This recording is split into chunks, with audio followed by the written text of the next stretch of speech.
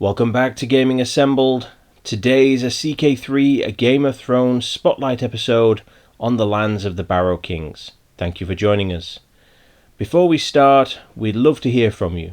So like, comment and subscribe to the channel and interact with us on social media. And thank you to Vincent Verrill and Pedro Ferreira for subscribing already.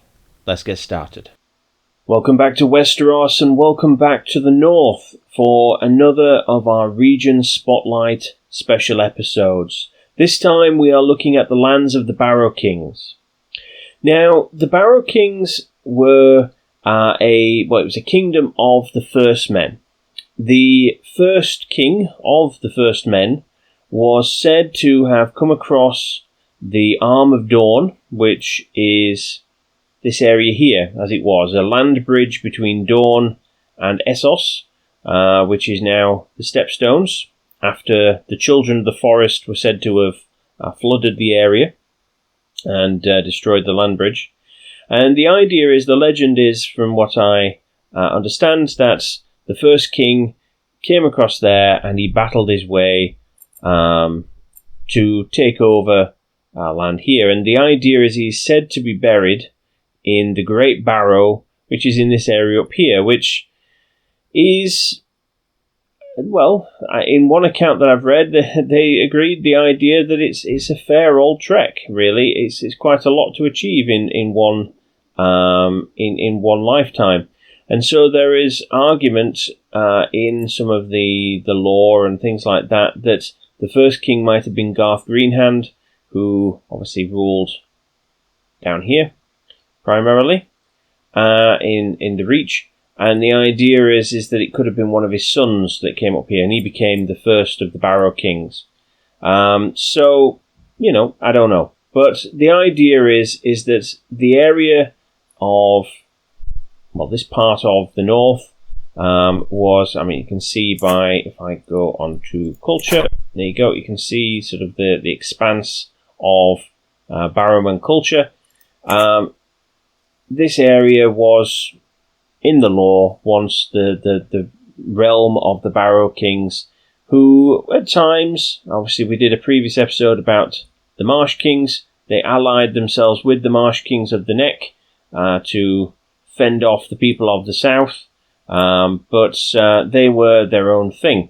And the Dustins, who is this house here, who currently rule the High Lordship of the Barrowlands, they claim to be descended from the Barrow Kings, who, after the 1,000-Year War, bent the knee to the Kings of Winter, the Starks. And so the idea is that now they serve as high lords in the North and are closely allied. They're generally quite closely associated with the Riswells, who are next door, to an extent that Lord William of the Barrowlands is married to Lady Barbary of the Barrowlands, who is a Riswell. So there is a connection there. Doesn't seem to be... Have we got an alliance? No, we haven't got an alliance, but I presume we'd be able to form one. Yes, we could. There we go, if we so wished. But there you go.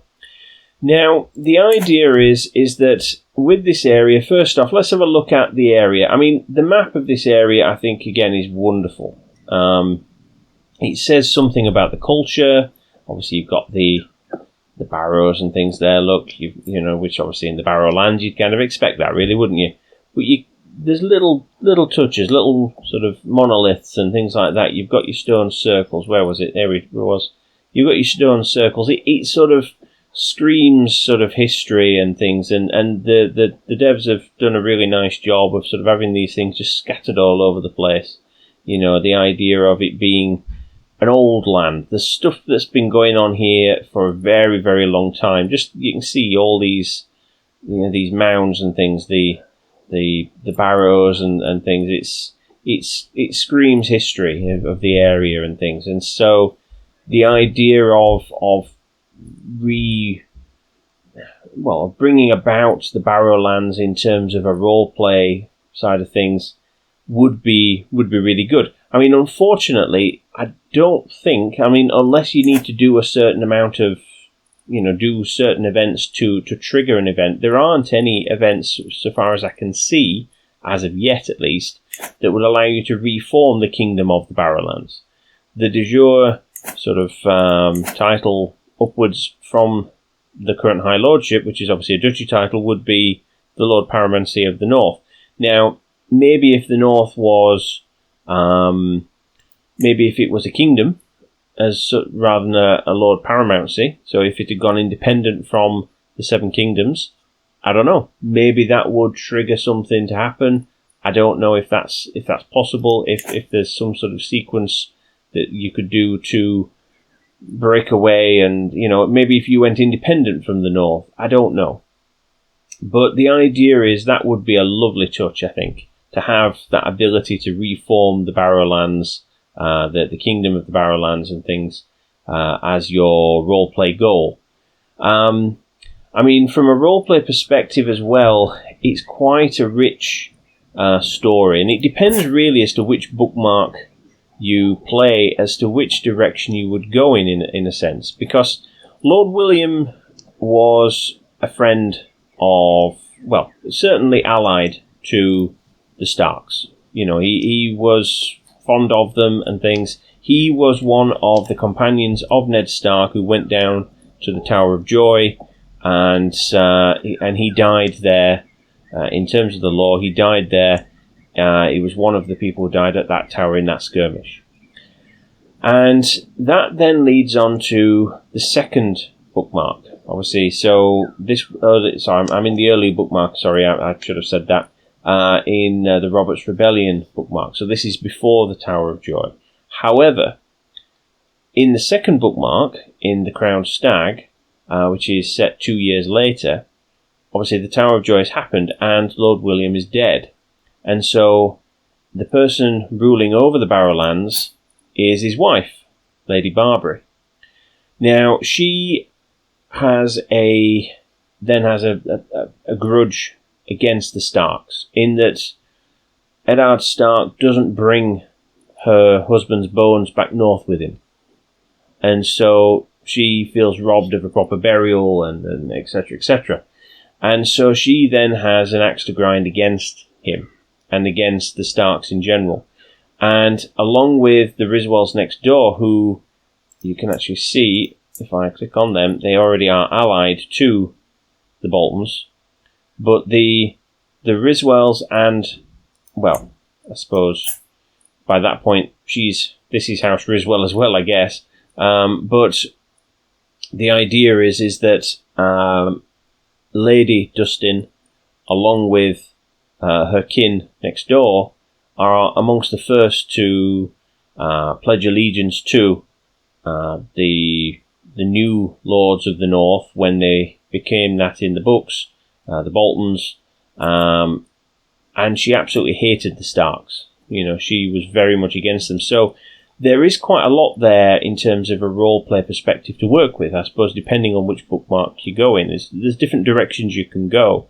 You can go down the route of sticking it to the Starks, and obviously, because obviously even in the Crowned Stag, the Starks are still ruling the North, but you've got that premise to work from. The fact that she hates them, she's then working against them, and so you can look to, if you so wish, install the Boltons. You can look at breaking away. There's options there for things you could do from that roleplay perspective based on that story. If, however, you're in the early bookmark, then I suppose, again, there's different ways you could go. I'm only presuming that he would be loyal to the Starks, in that he went down there with Eddard Stark to the Tower of Joy. I presume that's representative of a friendship that was there. If, however, something happened to the Starks, or something, if it just went on that relations soured over time, obviously once Eddard was gone, it could well be, I suppose it depends. I would imagine again that these traits are randomly generated to a certain degree. There'll be some that are locked, but there'll be some that are random, I would imagine. But again, so it might depend on the traits that you get as to which way you go. in terms of how loyal you actually are to to the Starks and to Eddard specifically, and to the Starks in general. So, there's options and different things that you could consider. You could look at, depending on the roleplay aspect you go to, as I say, breaking away and reforming something else. As I say, I would be interested to know if you did go independent of the kingdom of the North, effectively. If you were independent, then would you be able to form a new kingdom title? And I suppose you could then, if you did form a new kingdom, if that became an option on here, a decision to form a new kingdom, you could then, I suppose, manually call it the Barrowlands or something like that, the Kingdom of the Barrowlands. But I suppose it would come up as that, wouldn't it, given that you're the High Lord? If you managed to do that, maybe that could be something you could do. At least it might not be the official, sort of through a decision, but maybe you could still do that and reform the Barrowlands as a kingdom. I don't know. That could be something that you could look at, and maybe that's an aspect of your history that you look towards in terms of the way you move forward. You do have, to help you, a specific man-at-arms regiment, the Barrow Knights. So these are a mounted and armoured horse regiment. And there's a nice description there. Though less splendidly armoured than their southern counterparts, heavy cavalry from the Barrowlands can make quick work of all but the most disciplined formations. So it's, the countering heavy infantry, skirmishers, and archers, which, when you look at these, they're going to have some of those, I imagine. They're going to have a certain number of heavy infantry sort of to field against you. So maybe that's to your advantage. Maybe that's something that you look at doing. But the direction that you go is up to you, really. You are old gods, so follow the religion of the old gods. So I suppose that's very much like the North, but you could reform it, to reflect your history as the Barrow Kings. You could alter your culture if you wanted to, but I think that being sort of your claim to the heritage of this lands, maybe you wouldn't in your case, but it's an option. I mean, certainly when you're taking on, if it's the second bookmark and you're playing as Lady Barbary to start with, well, again, that makes it interesting. I mean, whether, again, depending on the traits that she gets, I mean, where do you feature on here? You don't feature on the line of succession here, but maybe you could change that in the long run. Maybe you could sort of wheedle your way into that and inheriting the Rills as well, and so you'd have a sizable chunk then to work with, and things, and obviously you can expand outwards if you so wish. So there is a lot to work with. There is a really good narrative. You have some vassals, obviously, under your command, so to speak, to work with. And again, these are they fit with the canon. They fit with the story and the lore behind things. They're people who you can bring along in your conquest and support you in your move. In the lore and things, when the Boltons rose to power, the Dustins, or Lady Barbary at least, supported the Boltons in seizing Moat Cailin, which obviously is quite a strategic point when you're sort of trying to get access to the north. So again, maybe that's something you could do. That would probably help secure your your grip on the area. If you held such a strategic point, that would certainly be in your favour. So again, that's a direction you could go in, and considering it's currently held by the Starks themselves, again, that would give you reason enough to take it if you were so inclined.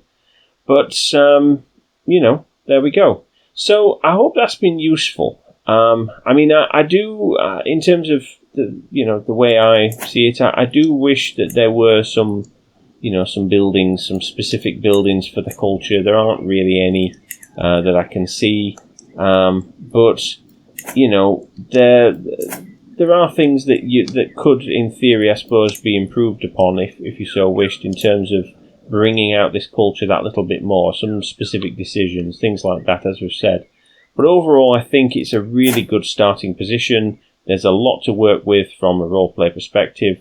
If you can think of a different direction you could go, a different storyline that you could take, by all means, let me know in the comments. I'd love to hear from you. I'd love to get your take on what we've said and what, you know, different options going forward that you could use. But I do hope this video has been useful. And as ever, please do like, comment, and subscribe. And, of course, I will see you in the next one. Take care.